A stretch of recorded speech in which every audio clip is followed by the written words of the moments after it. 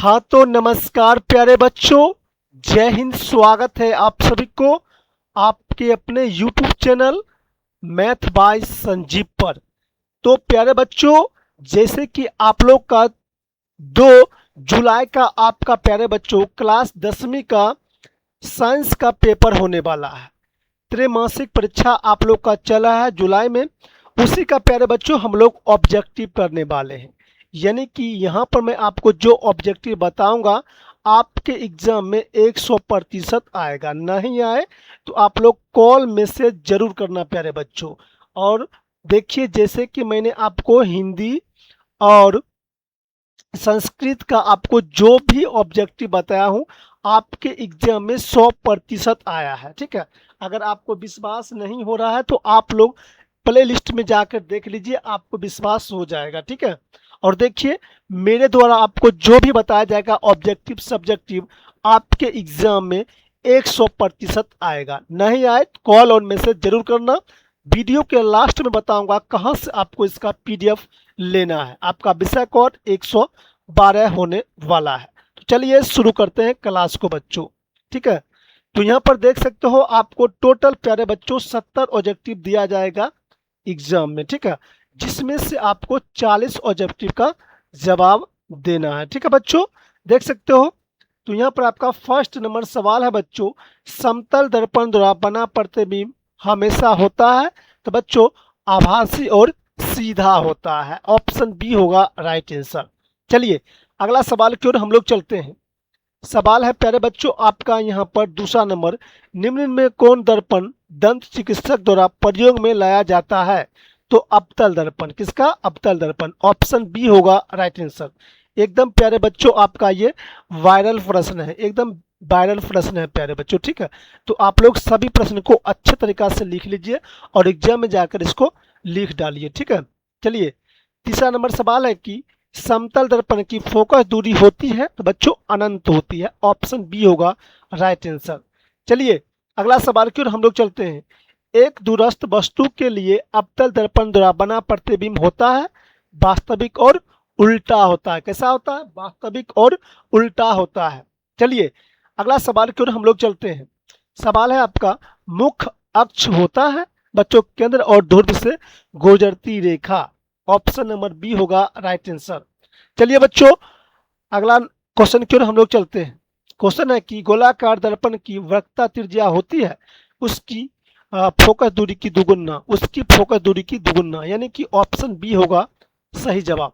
देखिए प्यारे बच्चों, जितना भी अभी आप लोग लाइव सेशन में जुड़े हुए हैं सभी एक बार शेयर कर दीजिए। ठीक है, चलिए 7 नंबर सवाल है कि उत्तल दर्पण हमेशा बनाता है इनमें से कोई नहीं। मतलब कि ऑप्शन नंबर आपका डी हो जाएगा राइट आंसर। 7 का डी होगा राइट आंसर। चलिए अगला सवाल की ओर हम लोग चलते हैं। 8 नंबर है कि फोकस दूरी की इकाई है बच्चों मीटर है। क्या है? मीटर। ऑप्शन बी होगा राइट आंसर।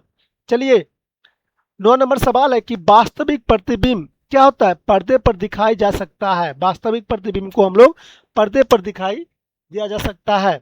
अगला सवाल है, यदि वस्तु अवतल दर्पण के वक्रता केंद्र पर हो तो प्रतिबिंब होगा समान आकार या उल्टा होगा? समान आकार उल्टा। ऑप्शन नंबर डी होगा राइट आंसर। चलिए अगला सवाल की ओर हम लोग चलते हैं।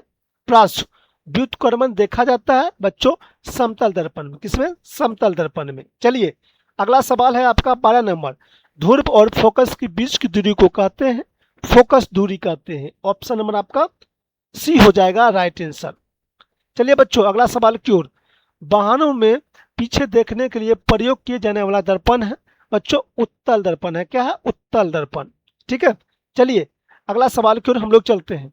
सवाल है कि आपका अब अवतल दर्पण की द्वारा अनंत पर बना प्रतिबिंब होता है बच्चों छोटा होता है। कैसा होता है? छोटा होता है। चलिए अगला सवाल की ओर हम लोग चलते हैं। यदि वस्तु अनंत पर हो तो अवतल दर्पण में प्रतिबिंब बनता है बच्चों फोकस पर बनता है। ऑप्शन बी होगा राइट आंसर। चलिए अगला सवाल कि दर्पण सूत्र है तो बच्चों दर्पण सूत्र हो जाएगा 1/f बराबर 1/u plus 1/v। Option number B होगा राइट आंसर। चलिए बच्चों अगला सवाल की ओर हम लोग चलते हैं। किस स्थिति में अवतल दर्पण वस्तु के समान आकार का प्रतिबिंब बनाएगा?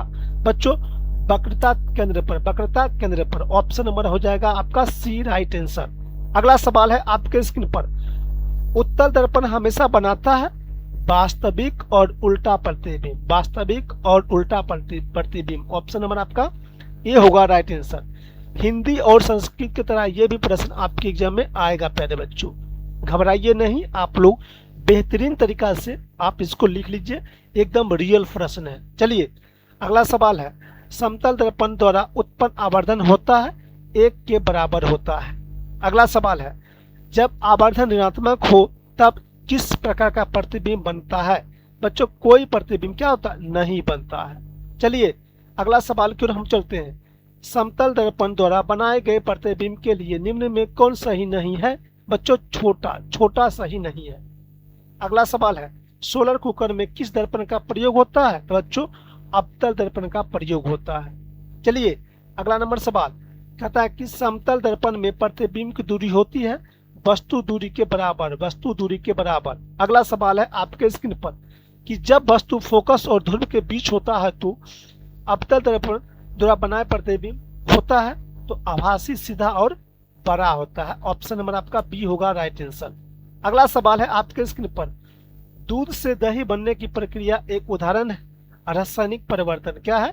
रासायनिक परिवर्तन। अगला है सवाल बच्चों आपके स्क्रीन पर, प्रकाश रासायनिक अभिक्रिया का एक उदाहरण है। तो बच्चों प्रकाश संश्लेषण ये प्रकाश रासायनिक अभिक्रिया का उदाहरण है। Option D. अगला सवाल है आपके स्क्रीन पर, निम्नलिखित में कौन एक रासायनिक परिवर्तन है? बच्चों कागज का जलना ये रासायनिक परिवर्तन है। चलिए अगला सवाल की ओर हम लोग चलते हैं, फेरस सल्फेट के क्रिस्टल का रंग क्या होता है? तो बच्चों हरा होता है। कैसा होता है? हरा होता है। चलिए अगला सवाल की ओर चलते हैं, निम्नलिखित में कौन रेडॉक्स अभिक्रिया का उदाहरण है? तो बच्चों ZN + CuSO4, ZnSO4 + Cu, यही होगा इसका right answer. Option number C होगा राइट आंसर। लिखते चलिए, आपके एग्जाम में 100% आएगा प्यारे बच्चों। ठीक है, अभी तक आप लोग चैनल को सब्सक्राइब नहीं किए हैं तो सब्सक्राइब कर लीजिए। ठीक है, चलिए जब जिंक तनु सल्फ्यूरिक अम्ल से अभिक्रिया करती है तो कौन सी गैस निकलती है? तो बच्चों हाइड्रोजन गैस निकलती है। चलिए अगला सवाल की ओर हम चलते हैं, रेडॉक्स अभिक्रिया में जो पदार्थ ऑक्सीकृत होता है वह है बच्चों ऑब्जेक्ट है। क्या है? ऑब्जेक्ट। ऑप्शन नंबर ए होगा राइट आंसर। अगला है सवाल, लोहे में जंग लगना क्या है? बच्चों ये एक क्या है? संयोजी अभिक्रिया है। तो बच्चों हाँ ये एक संयोजी अभिक्रिया है। ठीक है, अगला सवाल है आपके स्क्रीन पर, काली चूना का रासायनिक सूत्र निम्न में कौन है? CaO।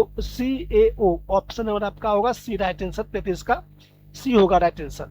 चलिए अगला सवाल की ओर हम चलते हैं, अब तक अम्ल और क्षार की अभिक्रिया को कहते हैं उदासीनी अभिक्रिया, उदासीनी अभिक्रिया। अगला है, कौन अभिक्रिया तापीय विघटन को दर्शाता है? तो बच्चों CaSO3 CaO + CO2, यही होगा इसका सही जवाब। ऑप्शन नंबर आपका हो जाएगा बी राइट आंसर। अगला सवाल है आपके स्क्रीन पर, जब लेड नाइट को गर्म किया जाता है तो निम्नलिखित निकलने वाली गैस निम्नलिखित में कौन होती है? तो बच्चों Na2 होता है। क्या होता है? Na2। अगला सवाल है आपके स्क्रीन पर, निम्नलिखित में कौन सी धातु तनु हाइड्रोक्लोरिक अम्ल से अभिक्रिया नहीं करती है? तो बच्चों तांबा। तांबा क्या होता है?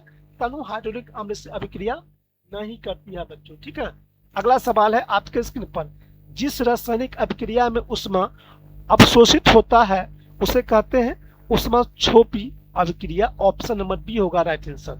चलिए 39 नंबर सवाल है आपका, बेरियम क्लोराइड और सल्फ्यूरिक अम्ल की अभिक्रिया में बना सफेद अवक्षेप निम्नलिखित में क्या है? तो बच्चों ये हो जाएगा BaSO4 हो जाएगा। ऑप्शन नंबर आपका हो जाएगा बी राइट आंसर। चलिए बच्चों अगला सवाल की ओर हम चलते हैं, सवाल है कि बिजली के सहायता से धातु को परत चढ़ने की प्रक्रिया कहलाती है विद्युत लेपन कहलाती है। यहाँ तक आपको 40 ऑब्जेक्टिव हो चुका है। अब प्यारे बच्चों आपका 41 नंबर है कि निम्नलिखित में कौन सा एक संतुलित रासायनिक अभिक्रिया है?